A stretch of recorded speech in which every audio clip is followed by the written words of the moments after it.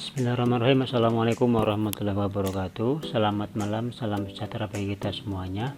Bagaimana kabarnya ke teman-teman semuanya? Semoga sehat-sehat semua ya, dan semoga dimudahkan dalam kegiatan magangnya di industri. Untuk pertemuan kali ini kita akan belajar mengenai dan diskusi ataupun sharing mengenai mutu SDM yang ada di Indonesia.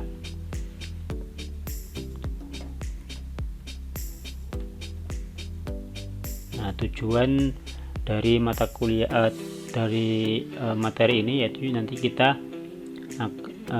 paham, harapannya mahasiswa paham tentang kondisi SDM di Indonesia, kemudian paham juga kebutuhan SDM di era globalisasi.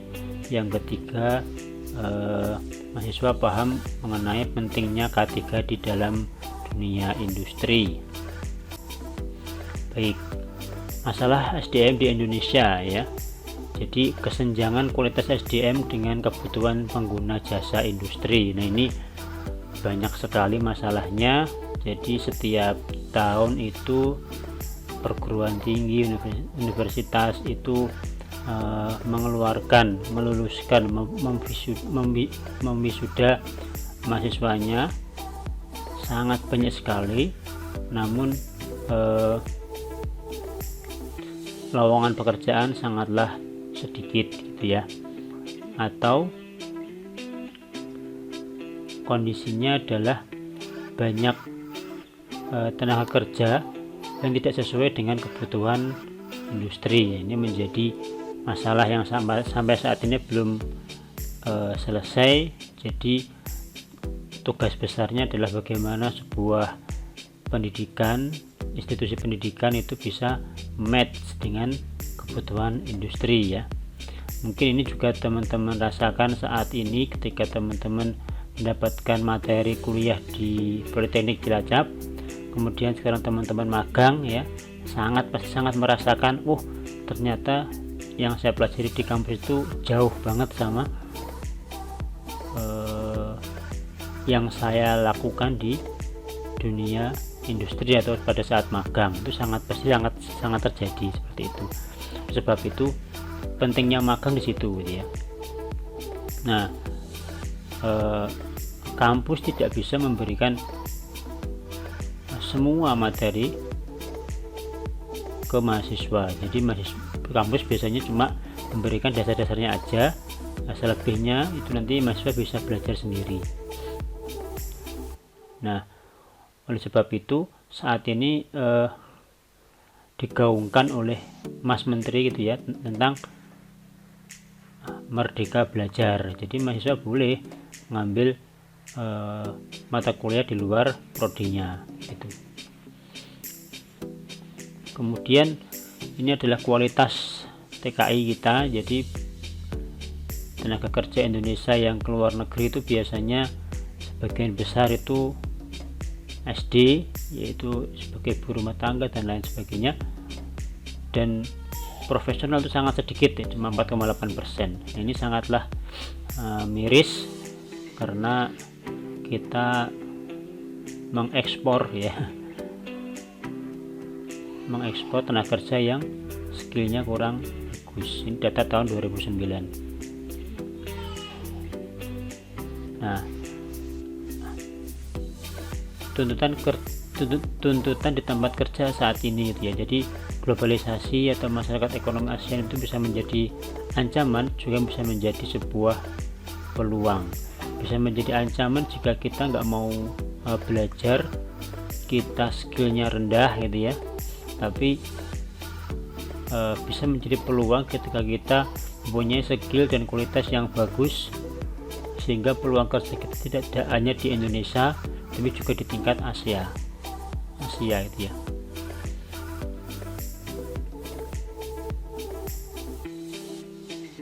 Nah, mutu SDM dengan kinerja perusahaan. Jadi sekarang perusahaan itu sudah mulai berpikir bahwa pentingnya mengelola sebuah sumber daya manusia gitu ya, sehingga perusahaan itu selalu meningkatkan kualitas dari para karyawannya. seperti itu ya, dengan cara memberikan training, latihan pelatihan dan lain sebagainya.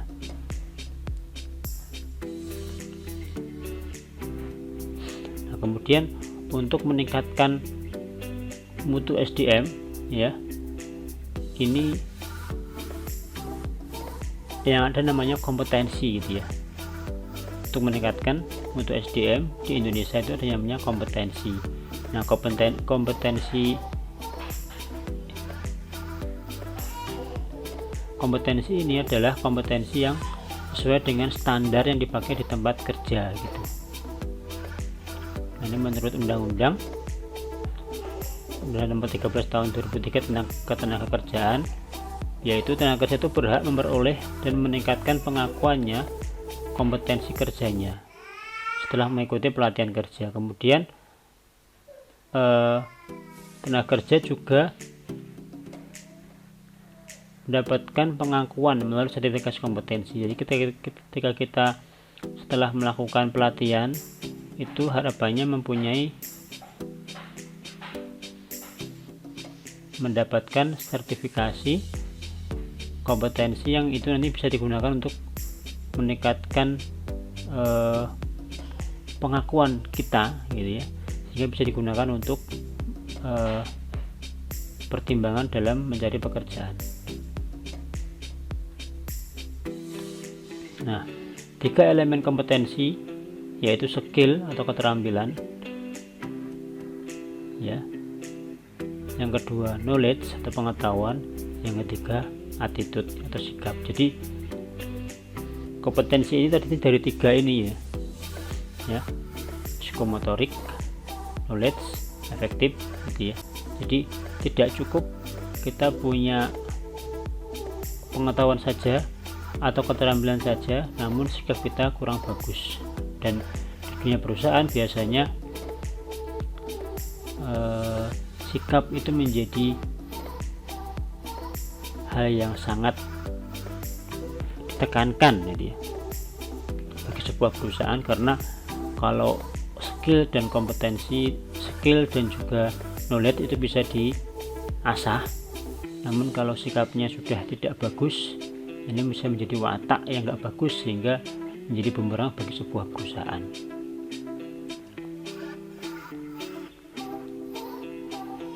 Saya skip saja. Jadi untuk sertifikasi itu kita sudah punya BNSP, yaitu lembaga independen yang bertanggung jawab kepada presiden, dan BNSP adalah tugasnya melaksanakan sertifikasi kompetensi kerja. Jadi nanti sertifikat yang dikeluarkan oleh BNSP ini menjadi sertifikat yang diakui gitu ya oleh perusahaan-perusahaan. Nah,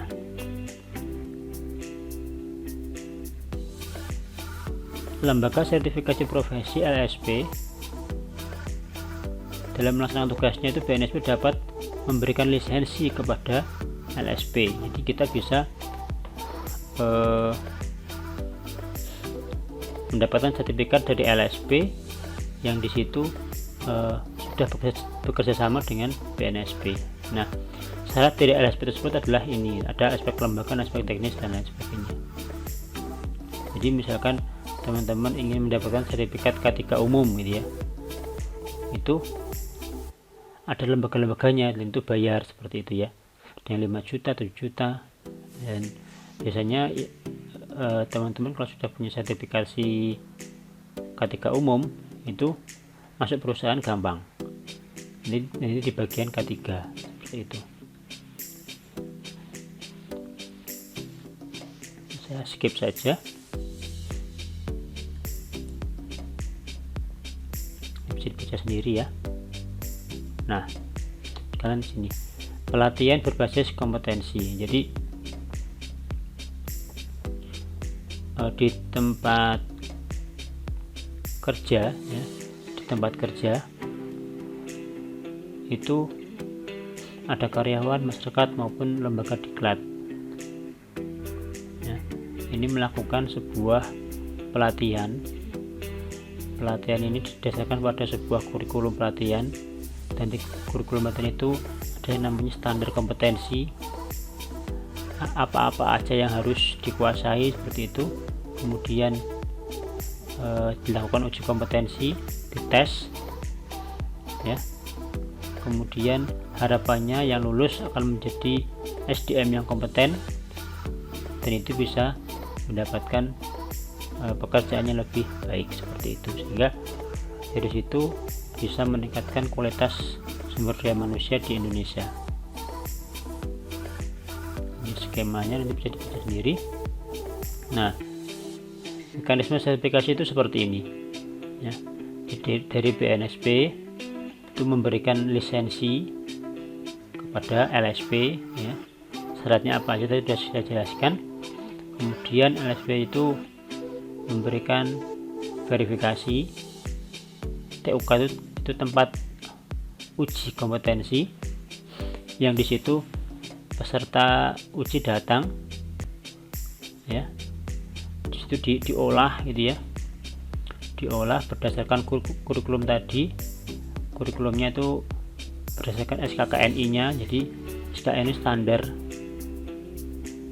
Kemudian yang lulus itu dinyatakan kompeten, yang nggak lulus itu belum kompeten dan dia harus mengulang kalau mau seperti ya. Yang kompeten itu nanti bisa diterima di sebuah industri. Nah, orang-orang yang melakukan sertifikasi ini bisa fresh graduate, baru lulus kuliah, ataupun dia bisa juga karyawan dari sebuah perusahaan ataupun dari masyarakat umum seperti itu. Jadi nggak harus sudah menjadi karyawan baru sertifikasi. Jadi lulus kuliah pun boleh gitu ya.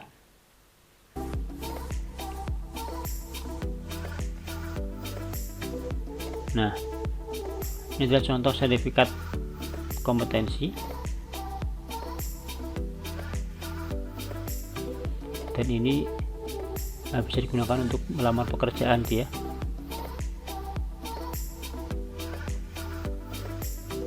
Nah, itu yang mungkin yang dapat saya sampaikan, semoga bermanfaat.